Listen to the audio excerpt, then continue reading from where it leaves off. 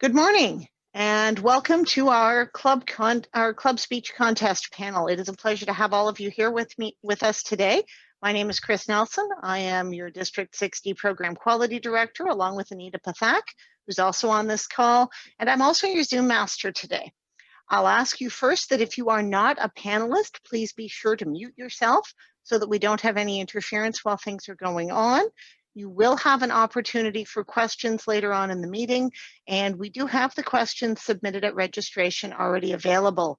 Just to note as well that this workshop is being recorded. If you would prefer to not be visible on video or on audio, you're welcome to send questions through chat whenever you'd like, directly to me or in open chat. And please turn off your video if you do not want to be visible during the workshop. At present, Marilyn Latchford, our intended moderator, is having some technological challenges, as we seem prone to at this time. And so Rhonda Maurer, our past district director, is going to take over as moderator at present. Rhonda, over to you. Thank you everyone for attending. It's so important that we offer well-run, well-structured, smooth running contests so that our contestants get the best opportunity to compete and our audiences see the best we have to offer. Our contest season is coming up very quickly, and clubs really need to know, and I'm sure are wondering, how to operate in this Zoom world and offer an amazing contest. We have an amazing panel with you, a very experienced panel with you today that's going to be answering all your questions. And I'm going to ask them one at a time to introduce themselves. First up, I'd like to start with Joanne because I believe she's the district's contest chair. Joanne? Thank you, Rhonda. My name's Joanne Von Zubin, and I also am a past district director, although even more before Rhonda. I have been in Toastmasters since October 2007. I have competed in a couple of contests and have run many contests. All contests start at the club level, and I'm excited to be on this panel this morning to help make sure that our contest season gets off to a terrific start. Thank you, Rhonda. Thank you, Joanne, very much. We have Richard that is going to help us with technicalities. Richard?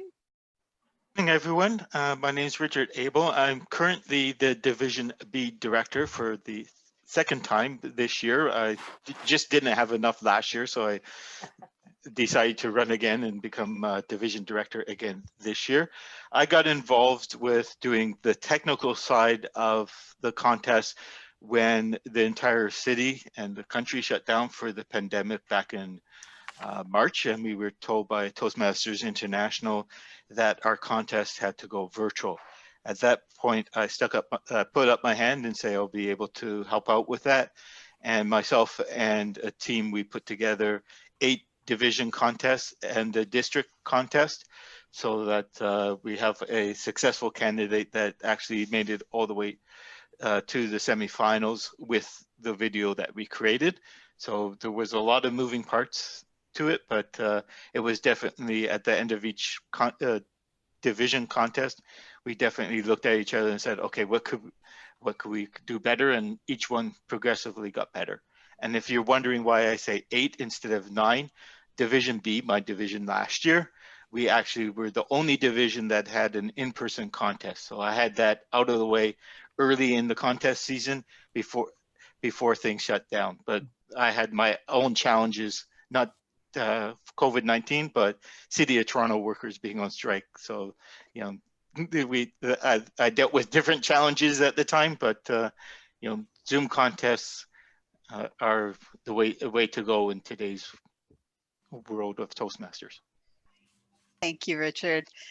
I am very pleased to say that Marilyn has joined us, and it looks like you've got a steady connection. So with that, I will pass it over to Marilyn. Just Marilyn, so you know, we have had introductions from Joanne and Richard. Please take it away. All right, thank you very much. I am so excited about this panel. Unfortunately, my internet connection was stalled, so I had to change locations. But I am steady now, and I'm looking forward to this. And yes, yay! We have an exciting day planned for our attendees, and our panelists are incredible today. We have heard from Richard, we've heard from Joanne. Let's hear it from Lynn. Lynn, could you tell us a little bit about yourself? Thank you, Marilyn, and thank you for the opportunity to be here. I've been a Toastmaster for 15 years with Ajax Pickering Toastmasters Club, and I've been a competitor many times, probably about a dozen times through the years. And I always joke when asked years back, why and when did you first become a competitor in a contest? And my answer was, because Marilyn told me to. And Marilyn has been a great supporter in our club, and she really did encourage many of us to jump into a contest experience, and I'm glad she did. I have also in my club been president, VP of education, VP of membership, sergeant at arms, and now I'm doing a mentorship chair role in our club, sort of organizing mentorship within the club. Mm-hmm. And I have within contests done contest chair, chief judge, done those timer ballots, those types of roles many times. So I've been on both sides of the contest experience and have enjoyed both sides, because I think, as we all know, it takes a lot of people to make it happen, not just the folks who are standing up on the stage. And I was very, very lucky in 2017 to win an area and then go to the District 60 showcase for table topics, and that was exciting. And then most recently in the online District 60 contest, I was awarded second place in the International Speech Contest, also very exciting. So it's been a varied experience, and I'm very, very grateful to Marilyn many years ago for saying, Lynn, you should go in a contest, because there's just been so many rewards through the years that I'll get into later during my talk. But that's the contest experience and perspective that I'd like to bring today. Mm-hmm. Thank you, Lynn. Victoria, could you tell us a little bit about yourself? Thank you, Marilyn. Hi, everyone. I'm Victoria Nguyen. I've been a Toastmaster for 8 years and currently belong to TGIF Advanced Toastmasters and Talk of Mackenzie Toastmasters. I have been a contestant before. I've competed at the district levels, and I've also chaired many, many contests. I find that no matter how seasoned or experienced you are as a speaker or a Toastmaster, there is something about the adrenaline of a contest atmosphere that really elevates everyone and takes us to the next level. So I'm very excited to be here and to share some of my insights. Well, thank you, Victoria. Now, Bruce is the second half of the dynamic duo of Rhonda and Bruce. So, Bruce, can you tell us a little bit about yourself? Sure, thank you. Good morning, everyone. I'm Bruce Lang. I'm currently an area director in District 60 for the second time, not 2 years in a row, but the second time overall. I'm also the District 60's The Gavel newsletter editor for the third year running. So I get to correct all those little punctuation and grammar and spelling remarks before the newsletter goes out, gets issued. I'm also recently joined the District Leadership Committee, the DLC. I'm on that. That's my first time. I have been every club officer that there is, except treasurer. And despite me working in accounting, I have no desire to be the treasurer. Weird. It's very strange. I also proudly say that I've judged around 70 contests in Toastmasters. So I know just a little thing or two about the contests and how they're run. I'm more of an organization person than I am a contestant. I've never contested, so good for you for those who do. And Lynn has beat me by 1 year because it'll be my 14th year in Toastmasters next month. Back to you, Marilyn. That's great. Rhonda, did you introduce yourself? I'm not sure I have. I was you- introduced at the beginning as a past district director. My journey in Toastmasters began in June of 2009, and I would never have guessed that I could do all these things, including compete in contests and run some really, really amazing contests, seeing the contestants learn and grow, getting the support of all the volunteers that participate in a contest, and even the audience. I think an audience is oh so important to give that feedback to that competitor as they're competing.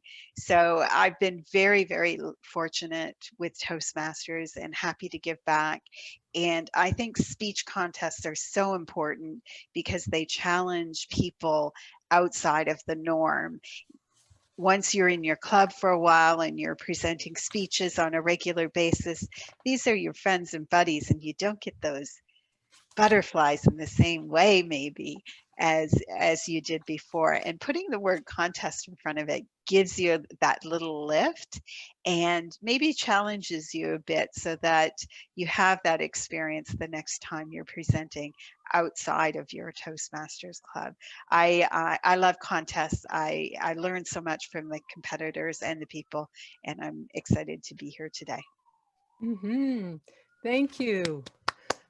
Have all of our panelists been introduced? Yes. I just want to quote Victoria. Victoria said that she believes that speech contests are special opportunities for any Toastmaster who is curious about the depth of their potential and looking to become a little bit braver. I think that sums everything up for everybody that has competed and has been involved with contests. So our attendees, what can you get from this panel? Well, be prepared to be educated, encouraged, and inspired by our 6 expert panelists. You will walk away with everything you need to know about how to run a successful club contest. Feel free to put your questions in the Q&A and we'll answer them at the end of this discussion. So are you ready for our first panelist? Our first, yes, I have to slow down. All right, we're going to talk about technical information, and Richard Abel will be answering some of the questions that I'll be proposing to him. You are probably wondering, how do you start or run a virtual meeting? Richard will be able to give us some information about how to run it. So Richard, are there any technical guidelines for contest organizers and contestants to follow while running or competing in a virtual speech contest? Thank you, Marilyn. The first thing I would suggest that we do before we start looking at Zoom, and Joanne's going to be talking about it quite a bit later, but is to read and understand the contest rule book for the contest that you're going to be running, because that's basically what you're trying to run. But instead of being in person, you're going to be running it virtually. Then once you read and understand that contest rule book, and there's a lot of nitty-gritty details in there, you have to start forming a Zoom committee, as I'm going to say it, that you're going to start looking at the different things that you could do on Zoom. So setting up, say, breakout rooms. If you're not familiar with setting up breakout rooms, how to do that, how to choose a virtual background. If you notice, my background right now is my messy, cluttered office, but if I put a virtual background, I'll be washed out and, find out why that's happening. So, you'll have to decide who's going to be your Zoom host or your Zoom host, and who's going to be your co-hosts as well, so that when you have, so that those people could start meeting together and taking that rule book and interpreting that into a virtual contest. Last night, I did quite a bit of research by just Googling different things when it comes to contests. There's a lot of information now out there compared to when I first started back in March. So rest assured, if you just rely on your friend, Mr. Google or Mrs. Google, they'll be able to get you a lot more information. And I've prepared some information as well too, but we don't have time today to go through all that, but it's an idea maybe I'll pass by with Anita and Chris later on, that we hold something in more detail just with Zoom, because I really don't want to be hogging everyone's time today, because I definitely could talk from now until noon and beyond about all the technicalities when it comes to running a Zoom contest. Richard, is there any necessary equipment that is required for virtual? Like what do you need? Do you need special cameras or microphones? What would you suggest that everyone start with? I would say at the club level, the two requirements is to, if it's a contestant, it's someone who has a camera and a good quality microphone so that you could be heard and seen, because when the judges are marking, there is an element for clarity and for body language, so it's important to have both those components, as well as we experienced early on, that it's stable internet connection. And when I was running the virtual division and district contest, I made sure my computer was hardwired directly into the modem, not through the Wi-Fi. So if there are issues, it's directly from my modem as opposed to being on my modem or through the Wi-Fi. So that's what I would suggest. And for the contestants, at least find a quiet spot to work on, to deliver your speeches, so that you don't have the cat walking by your screen or having a child screaming in the background saying they want dinner or they want to see dad on camera. So there's a number of elements when it comes to that. Will there be some type of technical assistant available during the club speech contests? Can they have access to your technical team? But I don't technically have a technical team because my role as a division director, but there is a Zoom master in District 60, Alan Matthews, and he has been putting on a number of Zoom presentations.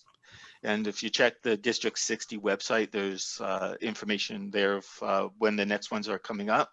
And I believe we're also posting a lot of our webinars on the District 60 YouTube channel, so you could catch up on those as well there too. But as you're going through the process, you're definitely welcome to reach out to me.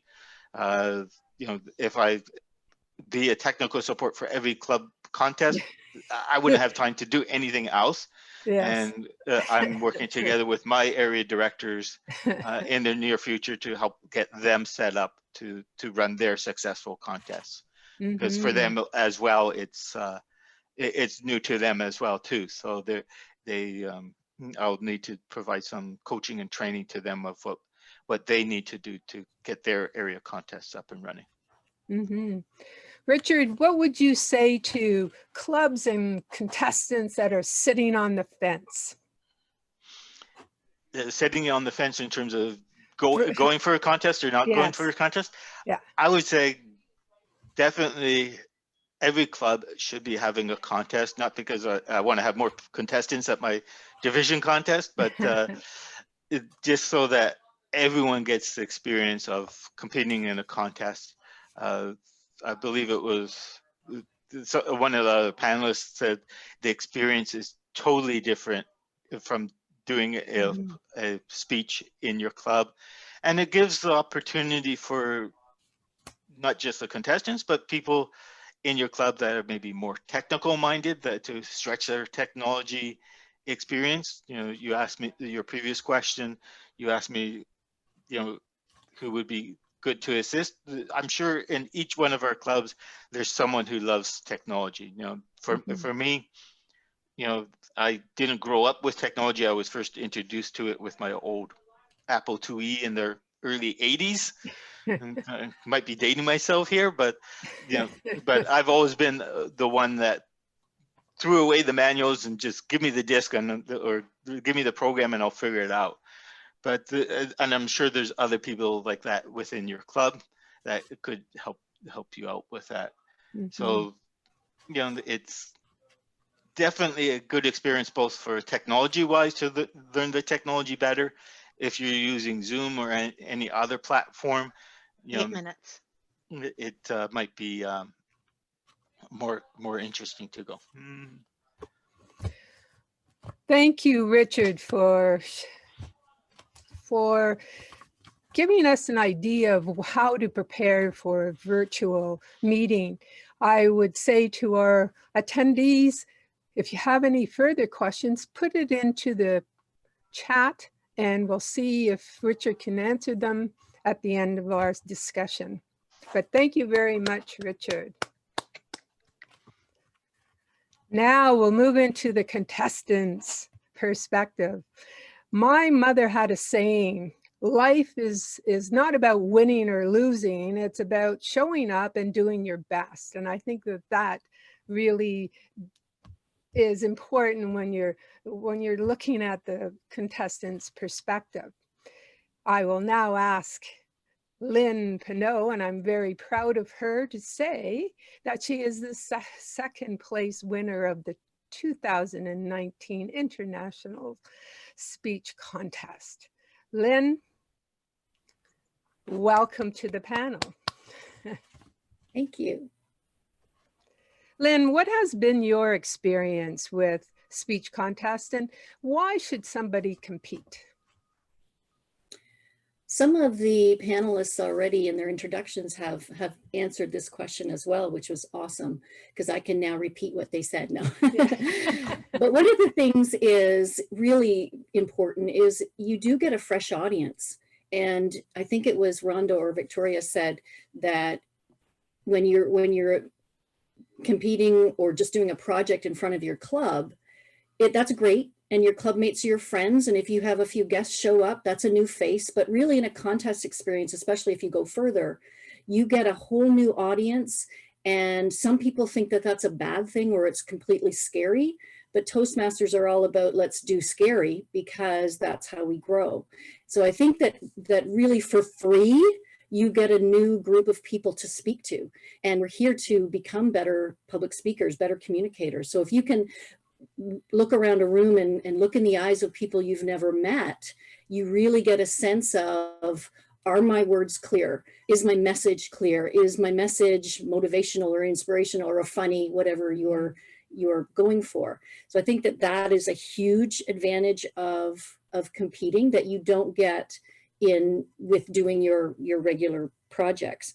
It also, competing makes you a Toastmaster who can get serious about timing. Because when you're doing your projects at your club, you really, if you go over time, oh, Lynn, you should just watch your timing, is what your evaluator says. But in contests, you really need to get serious about timing and figure out how, okay, I wrote too much, or I put in all these excellent pauses, but that took me over time. So it really does create this environment to help you become a better speaker, no matter if you place or not. The experience of being in a contest allows you to become a better speaker. So that's what I would say about why compete.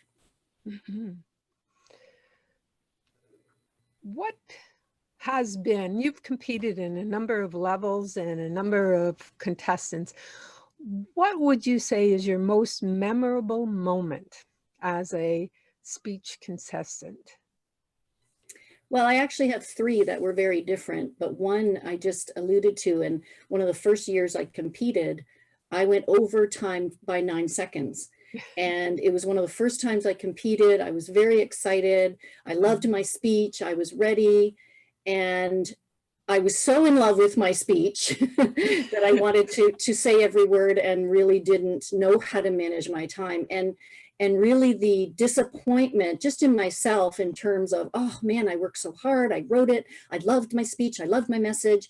And now I didn't even know how I would have placed because I was disqualified. So that experience really did get me rethinking and get me serious about timing, as I said before. The second one was in 2017 when I went to the district showcase for table topics. Talk about nerve-wracking. But it was a great nerve-wracking because here we were in a hotel. I was in this room beside the boardroom or the conference room with 9 or 10 strangers. I joked that I wasn't going to tell my husband that. And, but, you know, waiting. And I was one of near the last, and Marilyn was mentoring me through that experience. And she said, no matter how nervous you are, smile, smile. And so it just, that whole experience was, I didn't place, but I felt like I did very well. I was in time and I spoke clearly and my message was clear. And so that was a great experience. And then also my experience with the online contest, that was a whole different ball game. And it was very, very kind of a unique Toastmasters experience that I took away from that. So those are my moments. Well, you mentioned that your last experience was online. How did you prepare for a virtual speech contest when you were just kind of plumped into the situation? How did you actually prepare for it? Well, it was different because really I felt like we had to retrain ourselves as Toastmasters. We had to, instead of looking all across the room for eye contact, you need to look at a camera. So it really was retraining what we were trained to do. You had this box of this much room to do your body language, or, you know, so you had to really add up here instead of what we were used to being able to do on a stage. So that was really an interesting part of it, because as Toastmasters, I think we believe in the program and we believe in what we're taught. And those are great things that we learn. And now in a different environment, we're asked to suppress those things that we learned and do different things. So that was challenging.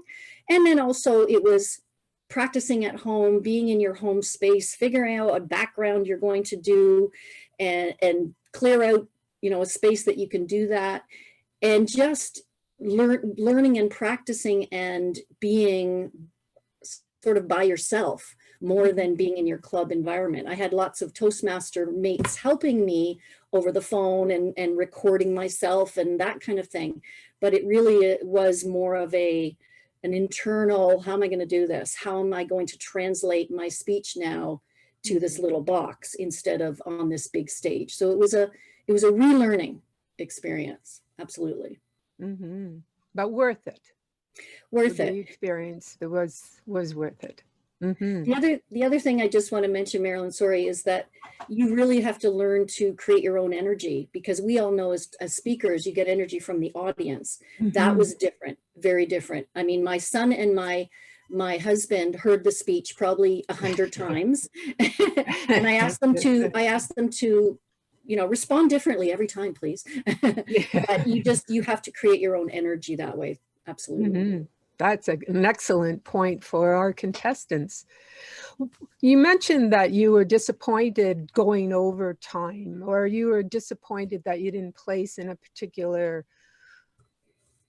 contest. What would you say to people who didn't place in a contest to encourage them to keep moving?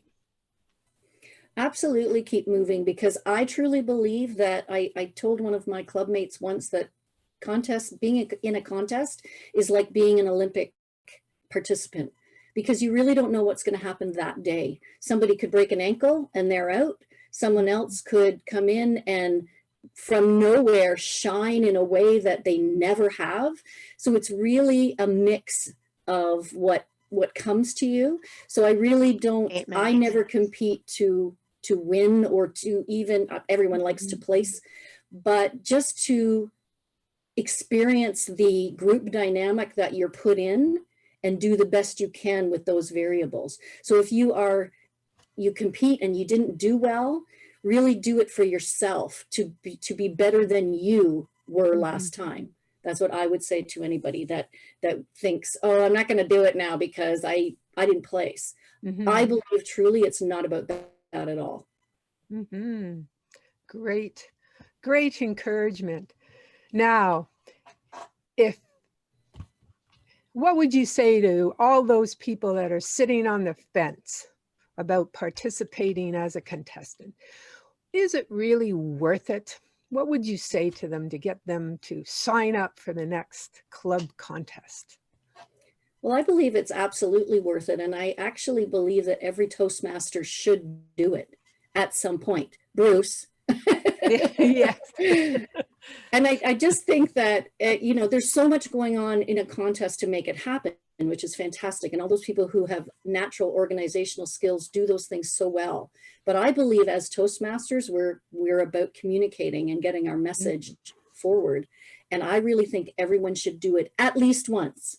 And if it's not your thing and you really love to do other parts of Toastmasters, at least do it once to be able to speak about it, learn what you can from it, and then share that learning to someone else or to some other club that doesn't do a speech contest. I believe it's just so valuable on so many levels for the contestants, for the organizers, for those who win, for those who don't win, for those who go over time, whatever it is, whatever happens. There's just so many lessons within the experience. I really truly think it should be in pathways. One of the check marks should be, you need to go in a contest now. Yes. Yeah. To just have people experience it. 10 minutes. One of the world championship contestants this year went overtime by 3 seconds. Imagine that, 3 seconds. So yes, watch the clock. And we're watching the clock now. Our Zoom Masters has told us that we've come to the conclusion of this session. But thank you very much, Lynn, for participating as a panelist. It's great information. And I hope that everyone who is sitting on the fence will compete this year. Thank you, Lynn.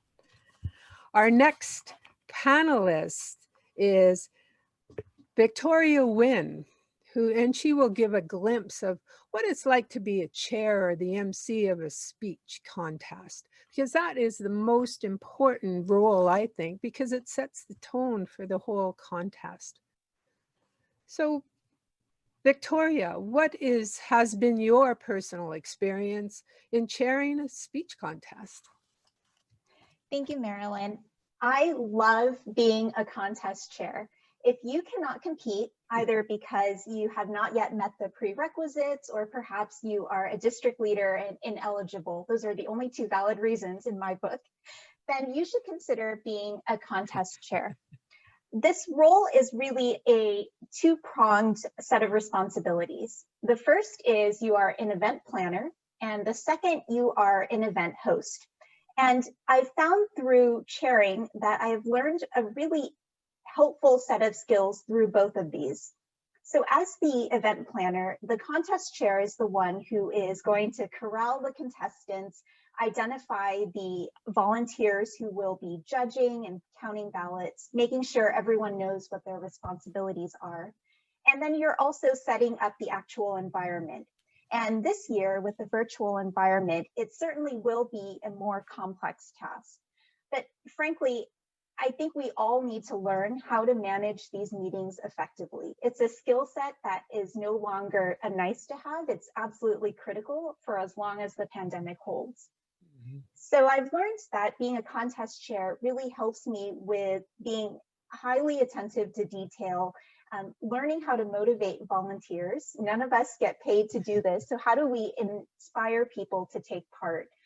And learning to manage the many things that can and will go wrong. And this isn't intended to intimidate you from taking on the role, but I think learning to adapt to any situation. A moderator isn't able to get a steady connection, or in one of the cases that I experienced, a contestant actually plagiarized an entire speech from a comedic routine, and that was a situation we had to handle.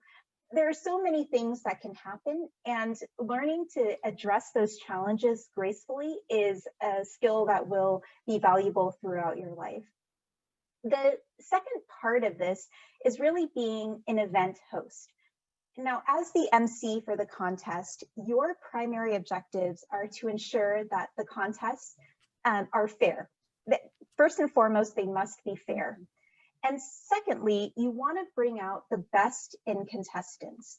I find this to be actually a unique role in Toastmasters, because when we're giving speeches or table topics, the focus is on you. How do I draw attention to me and shine for me? But this is about setting your ego aside.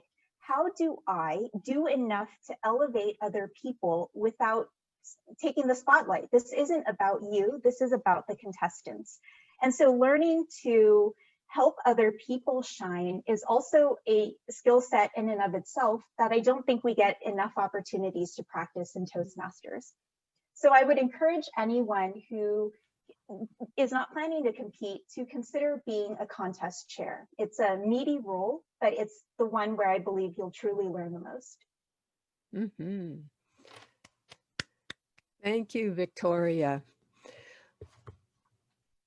How would the chair create a positive and exciting experience? What are some of the tips that you've used to actually get everybody involved and everybody excited about it?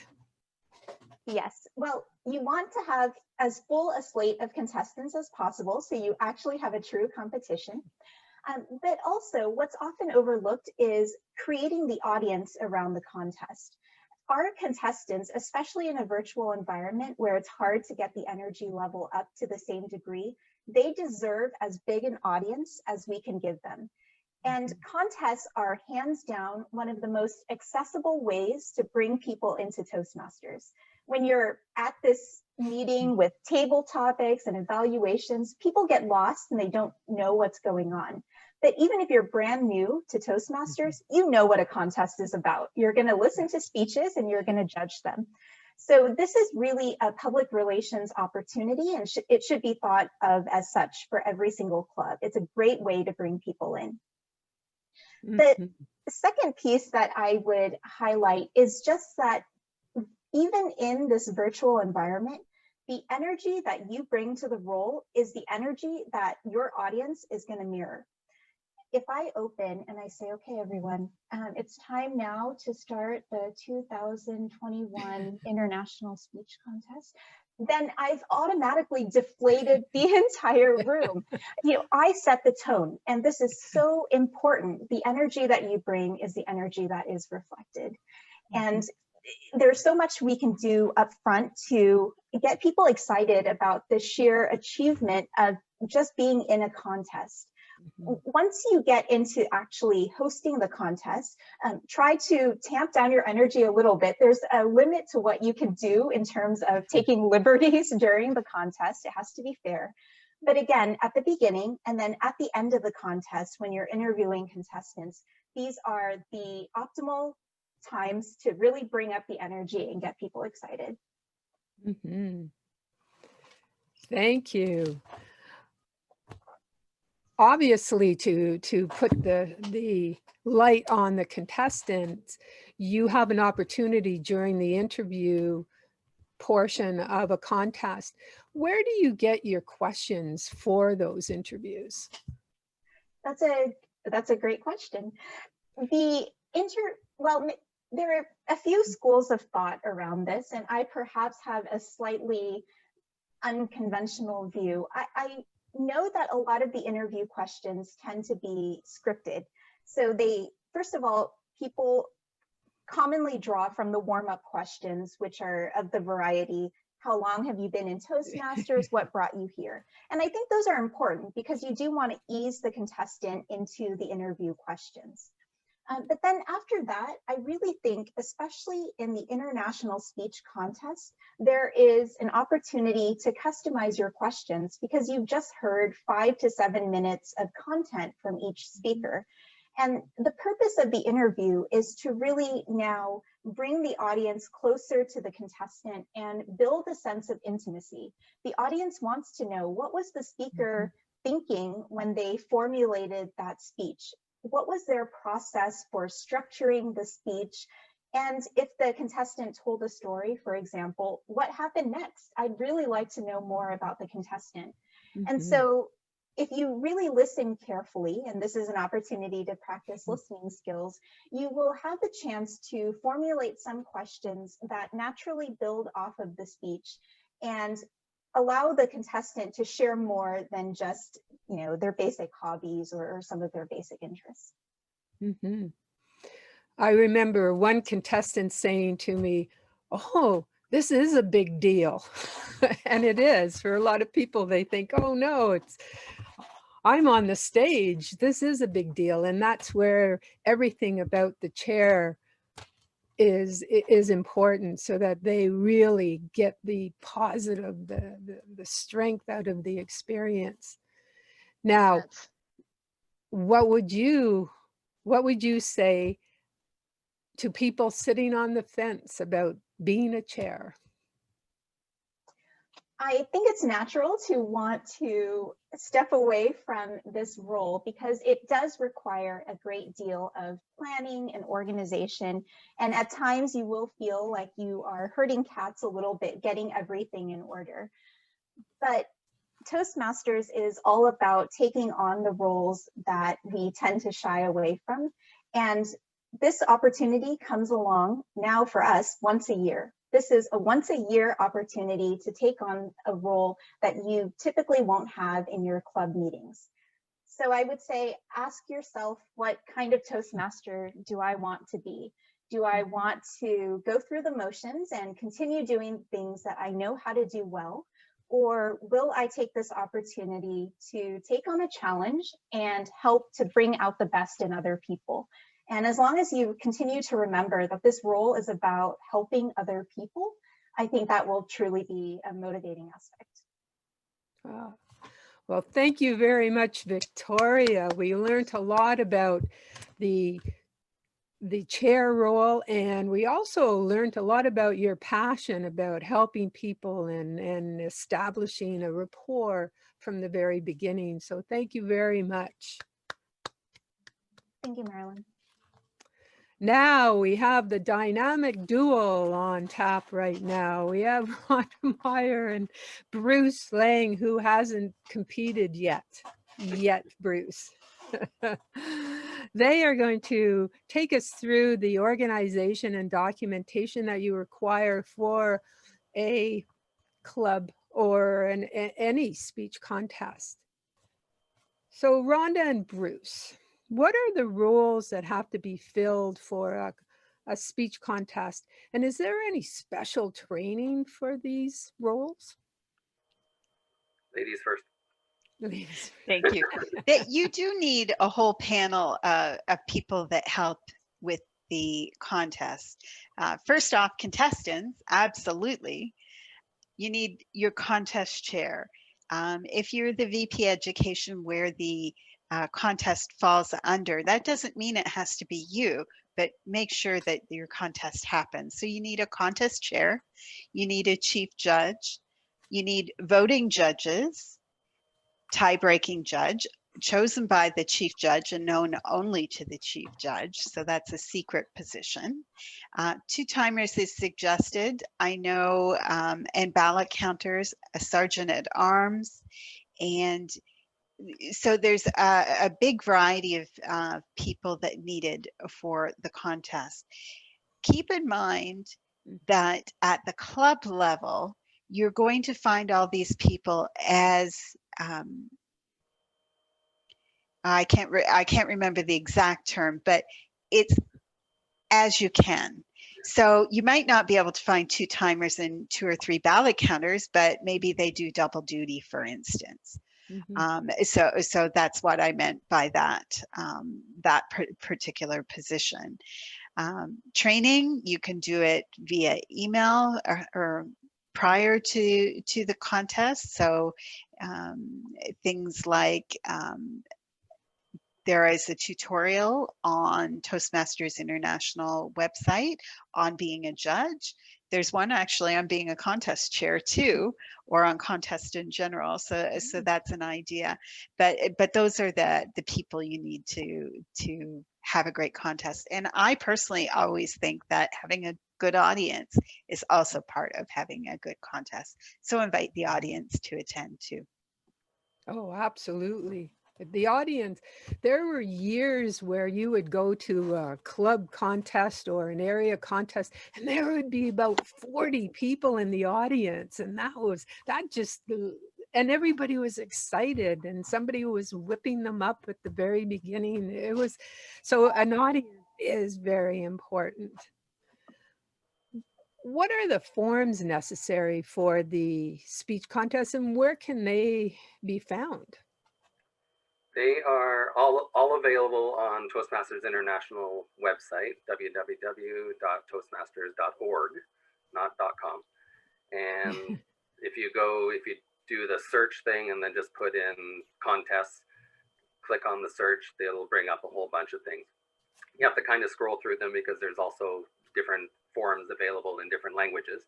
So with being District 60, it's all in English, so you just have to look for those. The contest chair gets some forms, and the chief judge receives some forms. The contest chair would receive obviously the member's bio or profile form, which, as Victoria was mentioning earlier, can generate some of the interview questions during the interview segment. But also she listens to the speeches and can pick up on things as well. Maybe just jot them down while you're listening to the speeches. The contest chair also gets the speaker's eligibility and originality form. I think that's the one, or eligibility form. Yeah. The chief judge gets the judge's eligibility form, and they would also be responsible for the timers report, the ballot counters report, and the notification of winners form, and that. If I may jump in, don't forget that all important rules book. And the rules. I think everybody, all contest officials should really read the rules book. It can get a little monotonous going year by year, but it's a good thing that Toastmasters International puts a little bullet point or an arrow or a star or something beside any of the new rules. And that the contestants themselves obviously get the bio form. I mentioned that, and yeah, the timers would get their form, the ballot counter their form. It's all different the way how it's sent during the virtual world as opposed to the in-person world.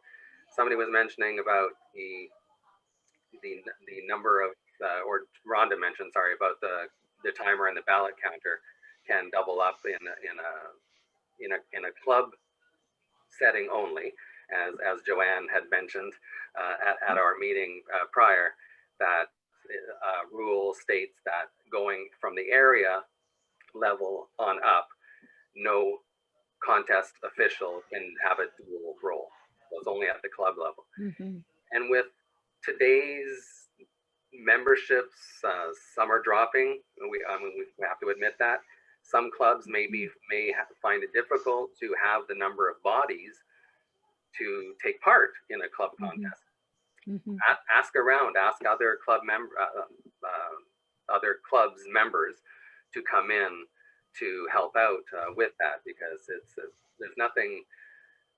It's not fun if you're short on the bodies to participate in the contest. When I was an area director 4 years ago, I attended an area level contest, and the only people in the audience were the contestants and the officials. There was not one person there, friendly support, or if you want to call it. Now, mind you, I think it was a night that the Blue Jays were playing in the playoff game. Yeah. So that had something to do with it. But still, it would have been nice to have more people in the audience for that. Do you think that clubs could have a joint contest? And how would they do that? Yes, totally. I'll jump in there, Rhonda, because I've been a part of that. Totally agree with that, especially if clubs, the memberships are down. Yeah, best. I wouldn't suggest 3 clubs getting together, but I definitely 2 can hold it, and I've done that before. You just have to separate them in a sense so that you make sure you get winners of one club as opposed to winners of the other club. I was gonna jump in and say evaluation speech contest, but we're not dealing with that. We're dealing with international speech contest, so we don't need any test speaker to be involved there.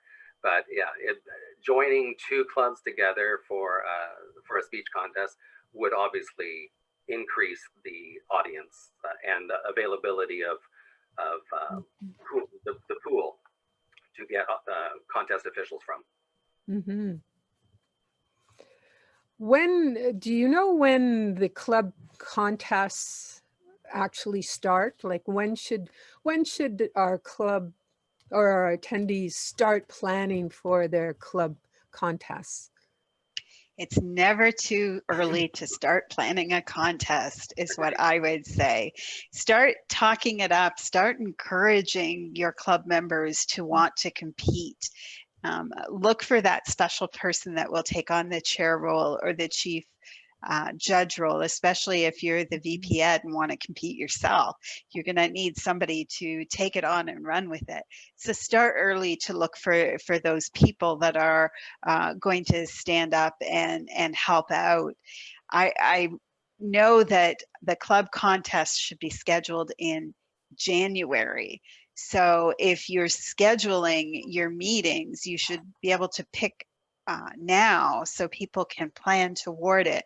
And I know people want to do a good job when they're competing. So if they know that on January 14th, you're going to have your contest, they can gear themselves up towards designing and practicing their speech so they can deliver it well. So I think it's really important to pick that date a little bit ahead of time. And like I said, never too early to start planning for it. 8 minutes. Bruce, do you have anything to add to that? The only other thing that is possibly, totally agree with getting planned early. The one that you have, the prerequisite or requirement that you need to be an international speech contestant is if you were a club member prior to the D60 rollout of Pathways on October 31, 2017, you're okay to be still part of the Competent Communicator Manual. You have to have completed at least 6 speeches in that. But if you became a member after the rollout, then in the Pathways mode of things, you need to have completed a level 2 of a path. And where I got confused before, and thank you to Joanne for correcting me on that, it's not 2 levels of any path, meaning two level 1s of 2 different paths. But yeah, you have to have completed level 2 of one path. And so if you start mentioning the contest now, or even last month, September, someone may be 1 or 2 or maybe even 3 speeches away from completing their level 2. And motivate them, encourage them, get their speeches slotted to do, and get their level 2 completed so that they are eligible. Is there somewhere where clubs can go to find out whether their members are eligible? 10 minutes. Yeah, yes, is. Absolutely. Yeah, I know at each on the club level, they can go to log into Toastmasters International website and go to Club Central, Leadership Central, and then Club Central, and then check on their I can't remember what the name of the phrase is called. Joanne might be able to help me out with that. But there's a checklist thing, and as Joanne mentioned before in our meeting as well, you can also email Toastmasters International.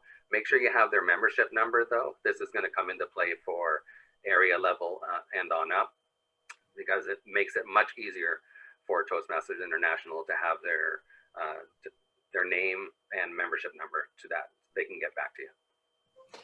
Well, If I may, I just wanted to point out that our Zoom master, Chris, has put the link for the forums and information for contests in the chat box. So if you copy that, you'll get right to all the contest kit information that you need. Perfect. well, thank you very much, the dynamic duo, for giving us some information. Thank you very much. Now we get to the fun part of our panel, and we're going to have Joanne van Zeuben explain to us the really exciting rules for a club contest. Joanne. Thank you, Madam Moderator. Yes, let me start. Page 1. No, I would never do that. I expected every panelist to start their part of the speech tonight or their panel tonight by saying, refer to the rule book, open the rule book, read the rule book. The rule book. Yes, it is. It can be daunting. You open it up and you go, oh my Lord, what are they talking about? One thing to understand is the rule book has been written to accommodate rules for all contests that are sanctioned by Toastmasters International through club, area, division, district, region, quarterfinal, semifinals, international, right to the very final World Championship of Public Speaking. So it covers an enormous amount of territory. As a club, you are responsible for a very basic contest. So you want to run, as other panelists have indicated, a very fair contest, but you also want to follow the rules. And the rules for a club contest are fairly simplified. Yes, you need your facilitator, your functionaries, your judges, chief contest or chief judge, etc. But the word unless impractical is allowed, which means if you have a small club and you have 2 contestants and you have 3 judges, do you have a fair contest? Yes. If you have 1 contestant who is interested in being a contestant for the International Speech Contest, a club can actually put that contestant for, as long as there's no others who are interested. You want to be fair and allow all contestants the opportunity. But if only 1 contestant is eligible and wants to go forward, that contestant can be put forward without having to hold a club level contest. One of the reasons for not holding a club contest in that situation is the possibility of going overtime. If the contestant does go overtime and they have competed against themselves, they are disqualified. If you hold a contest, the results of the contest are final. So you want to be sure that when you hold a contest, you do follow the rule book and that you make sure that you have the groundwork in place. Madam Moderator, do you have a question I could keep going? Well, are there any changes in the rule book this year from previous years? Well, Toastmasters International makes it very simple, because when they issue the rule book, they put little diamonds in the margin that indicates where it's a change from the rule book from last year. I'm not going to go through the entire list because it has been updated to accommodate the changes for pathways and for some of the video requirements. One change that stood out for me when I did read through the rule book cover to cover was the fact that contestants this year can be disqualified if they reference another contestant's speech or another contestant from the same contest. So it has been seen in previous contests where, and it is quite witty and it's quite almost admirable that someone can pick up on the other speeches that have gone before them and be able to reference that contestant or the content of that speech in their own speech. It shows flexibility, it shows imagination. However, this year it becomes a disqualification. So if there is a reference to another contestant's speech or another contestant by a contest of the same speech timing, like in that particular speech, then it is a disqualification. The chief judge can disqualify that contestant. Mhm. So that's a really important change to the rules this year. The other rules, as I say, are mostly technical, based on the pathways updates. So get a hold of a copy of the rule book. How does one get a hold of a copy of the rule book? Well, it is item 1171. Maybe the Zoom master could put that in the chat room as well. Item 1171 is the contest rule book available from Toastmasters International. Mhm. Very good. Can newly chartered clubs participate in the international speech contest? Absolutely. There is a rule that if the club charters within a year of the area level contest taking place, then the chartering club can put forward a contestant into the area level contest. So a chartered contestants do not have to meet the requirement of level 2 in pathways, which would be the only requirement they would be allowed to make, unless they, if they had a transferred in member who was a member from before October 31st, 2017, then that member would be allowed the 6 speeches from the Competent Communicator Manual.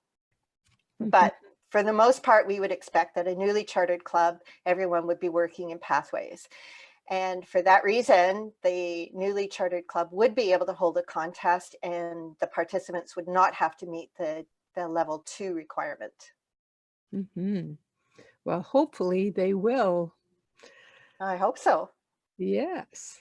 What happens if you belong to 2 clubs and you move up from the club to the area? Well, Madam Moderator, yes, every club is eligible, or members of a club are eligible to compete within their club. So if you belong to multiple clubs, you can compete in multiple contests. However, once you've won a club level contest and you move on to the area level, you can only compete in one area contest. So you need to decide which club are you going to represent going forward. You might win multiple club level contests, but you can only compete in one area level contest. Mm-hmm. Well, that's good to know. And who is not eligible to compete in a speech contest? Well, the list is quite lengthy, actually. And I would refer you to the rule book. And the list is on page 6, where it starts and talks about the eligibility of contestants. And basically, if you're running for district leader role next year, if you are a district leader, you are ineligible. There are several other requirements, but again, at a club level, basically you need to be a paid member and a club of good standing, and that pretty much opens the door for you. Mm-hmm. And I'll ask you 8 minutes. I'll ask you as well, what would you say to clubs and individuals who are sitting on the fence about competing or creating a club contest? When I was first in Toastmasters in October of 2007, I was elected president of the club the following May. And then, of course, in September, they came forward with holding a contest. And my reaction was, we're not holding a contest. This isn't about competing. This is about personal growth. And of course, I was completely overridden by the members of my club who said, no, we're holding contests. And that opened my eyes. I eventually became a competitor. I did compete. I made it to an area level contest. I have never made it past the area level level because I have basically been in district leadership ever since. So, and it was an amazing experience. Again, that, as Victoria mentioned, the adrenaline rush is so amazing. It's like a marathon run, right? Right, Victoria, to get that rush going. It opens the door to meet other contestants of a similar mind, similar goals. And it just never stops the opportunities in Toastmasters. So I would say, get off the fence, take the rush, go for it. What have you got to lose? I agree. Charge into those club contests in the future. Thank you very much, panelists, for enlightening us as to the reason why we should have contests. And now we'll open it up to our attendees as to if they have any questions. Our Zoom master, Chris, do we have any questions for Thank our you, panel? Marilyn. We do have one question in the chat to start. How do you count the ballots in an online environment? Now, we do have some of the questions posed by the attendees in the registration as well, if you want me to grab those. Sure. I could start with answering that question. How do we count ballots in a virtual contest? There's different ways of doing it, but we did at the division district level. We use one of the people in my Zoom community. They set up a quick survey monkey for each contest, and the judges would fill out the survey monkey. Then once everyone left the breakout room, it was the chief judge and the counters and the co-host for that breakout room that revealed the results of the survey monkey and did their tally that way. We found that Zoom polls didn't work that well just because of the way that the data gets aggregated. So it was not useful for us. There's various different ways you could take a picture of it, send the results to the chief judge. Then the chief judge shares that with the counters in the separate breakout room. Remember, when you're doing a virtual meeting, you'll have to have one main room for the contestants and everything taking place, and a breakout room for the contest officials, so they're secluded away from the rest of the contest so they could do their work in private. If I could add to that, Marilyn. Anita and I both acted as counters at the international level this year, and the way that votes were tabulated at that stage was to have the judges send their ballots only by email to the ballot counters and the chief judge. The ballot counters and chief judge then convened in a separate room in order to count the ballots, tabulate them, and verify that everyone's results were the same. It is a little bit more likely that that's the method that we'll use this year in District 60. I'll add on to that because the judges don't need to send the whole ballot form because you don't want to see people's totals. They shouldn't. Yeah. So just do a screenshot of the bottom portion where it's first, second, third, or the rest of them for the tie-breaking judge. That's right. And the new ballots are fillable. So for anyone who does not have a printer, they can actually use the judging form directly online and then use screenshot, Snagit, whatever you use to capture things on your screen to send that ballot as an image or as a capture to the ballot counters and chief judge. Yes. And the next question? Let's see, what are the new rules for 2021? We've covered that. Yeah. What are some of the techniques that were once effective on stage and are now not so during virtual contests? I'll quickly jump into this one because I think I attended a club contest in New York City online last month, and they had seven contestants. They were doing table topics and humorous speech. They had a mix of the contestants sitting down in their chair, but some stood up. And I think for it being a contest level, one should be standing up.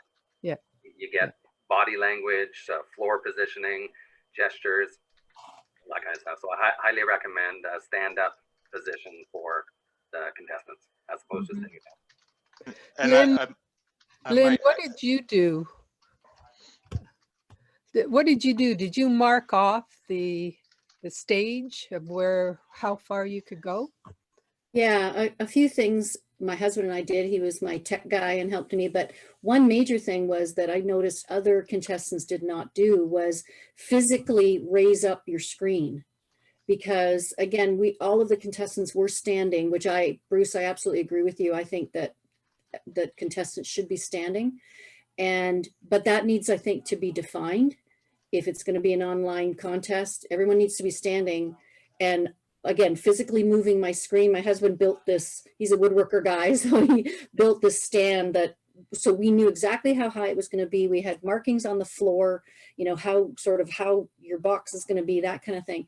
But the other thing that has to be clear as well to the contestants, which at first wasn't when I was competing, was what is the rule on how much of you they need to see? Is it way back here? Is it because first we were told head to toe, and that became challenging even when practicing, because your microphone's way over here. I didn't have a headset thing. I purchased a really great on the desk microphone, but then was told later that, oh no, you could do head to knees or waist, whatever you want. So I think that needs to be clearly defined to the contestants so that everyone, if it's a choice, you get a choice. If you want to stand way back there, stand way back there. But it needs to be clear to the contestants. When it was first told, head to toe, I was worried that people wouldn't be able to hear me, and that could you see my facial expressions if I stood way back there? So that needs to be well defined. But yes, Marilyn, to your point, it's marking your floor, knowing where you're going to be standing, know how you don't want to do your body language outside of the box. Mm-hmm. That type of thing needs to be thought about when you're competing. Absolutely. Mm-hmm. And read your rule book, because I'm sure in the last year's rule book, because it was written in a time where there was an in-person contest, so we were doing a lot of changes there was a lot of changes on the fly. But I'm sure this year's yearbook talks about how the video has to be going forward outside of district, and I strongly feel that all levels of contests should be performed the same way, so that it's put in a fair perspective for everyone right through the whole process. So if they're saying from, say, waist up, make sure that that's what you're following for your club. And I would add too, it's not just important for contest officials to read the rule book, it's important for the contestants to read the rule book as well. Mm-hmm. Because without, you want to make sure that all the contestants fully understand what the rules are going forward for themselves. And if there's problems, if there's an issue later on, they know how to raise it. Like to say John copied my speech, they could launch a protest over that. They should know that they could do that this year. Mm-hmm. Mm-hmm. Chris, are there going to be any directives from the district as to how much of the body is going to be shown in the contest? I think that's a Joanne question, actually. Joanne?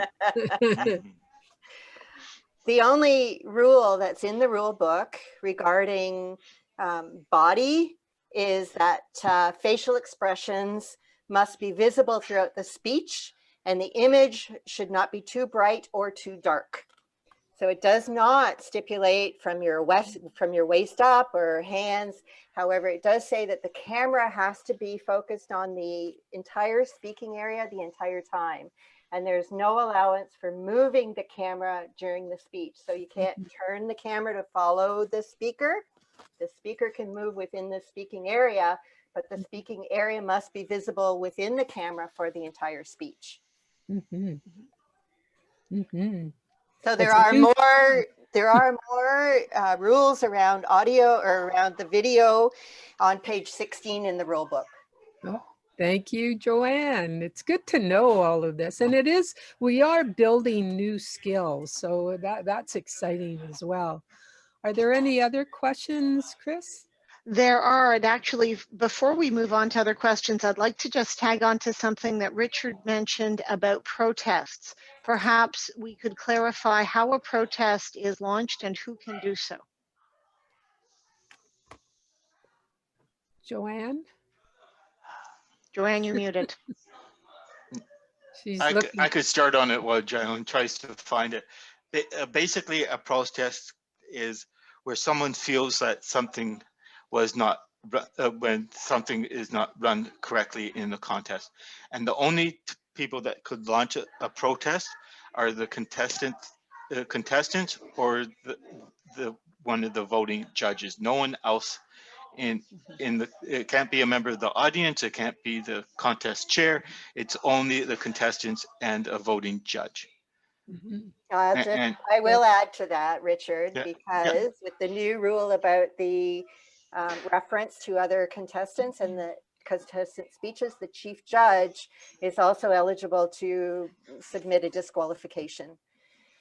And that can be done without a protest from a voting judge, which a tie-breaking judge is not a voting judge. So either a voting judge or a contestant. But if a chief judge determines that someone's made an improper reference to another contestant or a speech, then the chief judge can also effect the disqualification.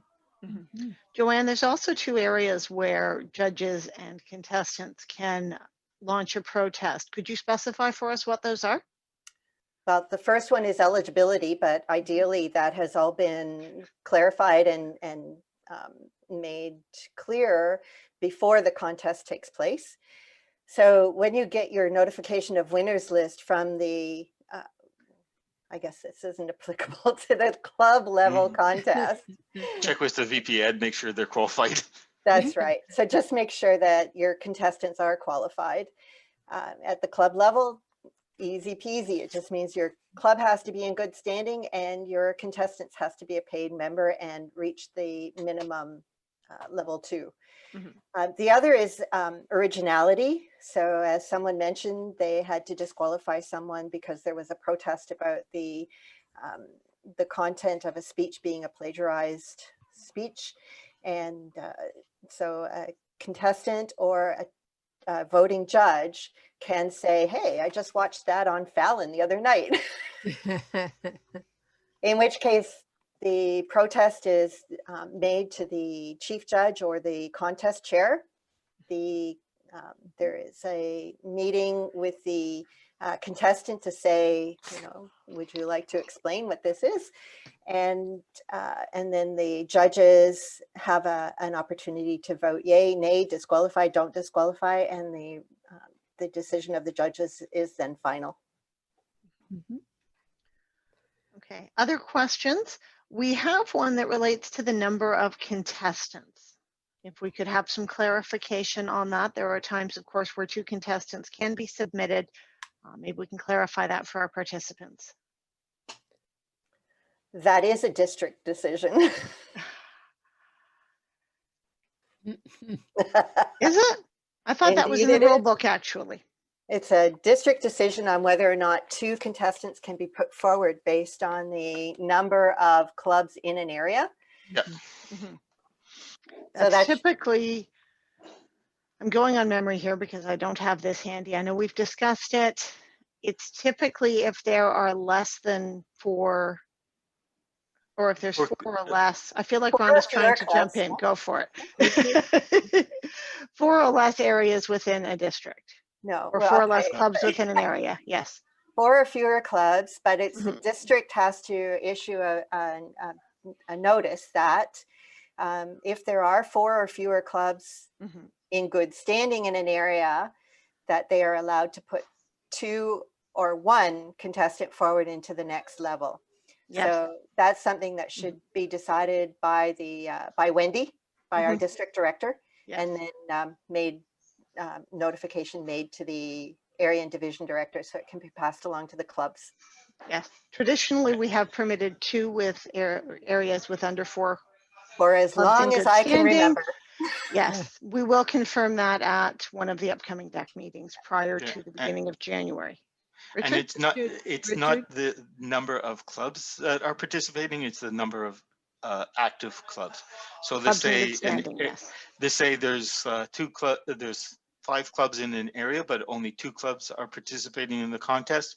It's still the 5 clubs. So That's right. As long as the 5 clubs are all in good standing. correct. Yeah. Yes. We have a question as to whether the Vice President Education can be a contestant. I think that's been fairly Absolutely. covered. Yes. And let's see, here's another. Are we still doing printed participant and winners awards, or is digital sufficient? There will be still medals and rewards at the area, or at least that's what we anticipate currently. And don't forget at the club level, traditionally, and this depends on the club. I've seen clubs when I was an area director and division director last year that they created their own medals, but that's really at their expense to do it. Traditionally at a club, it's just the paper certificate of participation, and if they placed first, second, or third. May I point out that if you do give an award that isn't purchased from Toastmasters International, you can't put Toastmasters International Speech Contest on it. You would have to drop the Toastmasters. So if you are wanting to give out awards and for those contests at the club level, think about that. Read the rule book. Again, it's in the rule book. And pay attention to the copyright issues that involves. If I may, if you're being a chief judge or if you are being a contest chair, starting on page 20, there's a checklist and it gives you what to do before the contest, what to do during the contest, and what you need to do after the contest. It starts on page 20. There's 2 lists, one for the chief judge and one for the contest chair. And I followed that, and it helped make all the difference because you don't miss anything. Thank you. That's all the questions I'm seeing right now, Marilyn. We have had a little bit of, sorry? We have another one on the chat. Combining the events and judging, yes. Yeah. Okay, so the question is, can you combine 2 contests, but how are the contests handled with respect to judging? I think we covered that, but could somebody, Joanne, could you elaborate on that? Sure. So 2 clubs can combine in order to make maximum use of their functionaries. So you have a slate of judges. The only provision would be that 1 club contest has to be held completely from start to finish, and then the next club contest would be held from start to finish. So you can't run all, if you've got 3 contestants from each club, you don't run all 6 contestants at the same time. You would run, could somebody mute? So we're getting somebody talking in the background. Thank you. There is, so that the contests are completely separate, but you can use the same panel of judges. Essentially, what you're sharing there is time and resources, not the contest itself. They're just running within the same frame. That's right. Can you combine areas together? Area contests together? Yes. So that's something if you have a small area I have seen that done, but if the district were to dictate that no, that wasn't allowed, then it would not be allowed, but that would be a district call. Okay. I can't see can't that we're going imagine to them say putting that that this year. I can't, no. There is something that I would like to just mention as well. And I've been asked this a number of times. And in the checklist that Rhonda mentioned, there is mention of this fact. We talked about protests and disqualifications. One of the reasons for disqualifications is going overtime. Now, that's not a protest. That is a technical situation where the timers have determined that a contestant went overtime. And Lynn has experienced that, so we know it happens. But one of the questions that I have had posed to me is it possible to tell the contestant who went overtime that it was them? Now, one of the rules is that when you're making announcements about the winners, you mention that, yes, there was a disqualification, but you do not mention who it was. And in the checklist, it does say that the chief judge can discuss it with the contestant privately. So if after the contest is over and someone wants to know, was it me, was it me, was it me, then the chief judge is allowed to have a discussion and say, yes, it went, you were 8 seconds over, you were 2 seconds over, really when the red card went up, should have been your notification. So that is allowed. But not publicly. You wouldn't. Oh, no, not as part of the contest. Yes. As part of the contest, the announcement is there was one disqualification, Yes. and go on with the winners list. I don't see any other questions from people. I don't. Marilyn, I'm just going to add one thing that I've seen a lot, both at all levels of contests, particularly at club and area, and sometimes even at division level, is that when the contest is officially over, after you announce the winners, the contest chair has to officially close the contest. Otherwise, that contest could be potentially still open, and someone could come back and say, start causing trouble. So make sure that whoever the contest chair says we now have officially ended our international speech contest for the evening.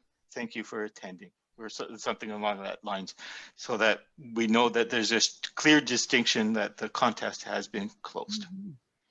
Good advice. Well, I think we've come to the end of our panel discussion. And I would like to thank everyone on our panel for coming and really contributing to our knowledge. I promised that people would be educated, encouraged, and inspired, and I think we met that goal today. If there is nothing else for the good of Toastmaster. We do have a few announcements, actually, Marilyn, if that's okay. Sure. We've had a couple of mentions from people during this workshop about wanting more technical information. We are going to be running a workshop specific to the technical and logistics information about running a contest. This is targeted to area and division directors, but club officers are welcome to attend as well. And that's going to be conducted by Dave Batchin on November 23rd. It is already on the district calendar, so if you want to register for that, please feel free. We are also having, for anyone who's still not fully comfortable with Zoom, we've got another Zoom Master Training session coming up. That is next Saturday morning at 10 o'clock. Again, it's on the district calendar. Please feel free to sign up.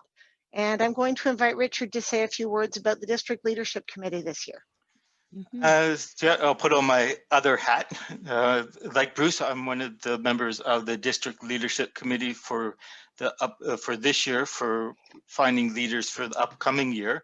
And this year, it's if you're aware, come July 1st, there's going to be some large changes that's happening in our beloved District 60. We're being split between District 60 and a new district that's starting called 123. And that's no joke. It's when I first heard it, I said, okay, they're just filling in numbers, but it's actually true. And we're, as people on the District Leadership Committee, we're looking for people that could fill the role as a district director, Program Quality Director, Club Growth Director, and Division Director, either for 60, District 60 or District 123. There's a whole page devoted to district leadership on the district60.com website. It will give you all the information that you need there, along with email contact for Dawn, so that if you have any questions, you could ask her, or you could reach out to anyone that's on the committee that's listed there. And if you're really sincerely interested, your deadline to get everything to the committee is Saturday, January 9th, 2021. Now, you don't necessarily have to be nominated by someone else. You could do self-nomination that you want to take one of those roles. And if you have any questions, you're welcome to reach out to someone in the committee, and we're all listed there as well. Some of us are division directors and some of us are area directors, so you could reach out to us in that way. So I encourage everyone to stretch their goals and work on their leadership along as and their personal speech development. It's a great opportunity to have, as I said in my introduction, I've done my division director role twice because there's just so much to learn and so much to do that I felt I still needed more time to explore and do that more. So anyone considering it, good luck, and we hope that we see your nomination forms come across our electronic desks. Richard, when does campaigning start? It's all outlined on the page. I don't remember the exact timing of that. Right now, we're just looking for leadership candidates, and then once we have the leadership candidates confirmed, we'll probably be reaching out to them and say, this is when you could start campaigning. Okay, great. There is a link to the page in the chat for everyone, and it's Protocol 9 from Toastmasters International that details how campaigning can occur. I'll put a link to that in the chat as well. All right. Well, I think we've had a very good discussion today, and I hope that our clubs really embrace it, even though it's virtual, even though that we are in a pandemic, imagine. I think it will bring a lot of inspiration and a lot of fun to our clubs and our areas, divisions, and districts. So thank you very much to our panelists. If our panelists want to stick around to discuss the panel, it'll be open. But thank you very much for our attendees. I hope that we have given you the information that you need to move forward. So thank you very much.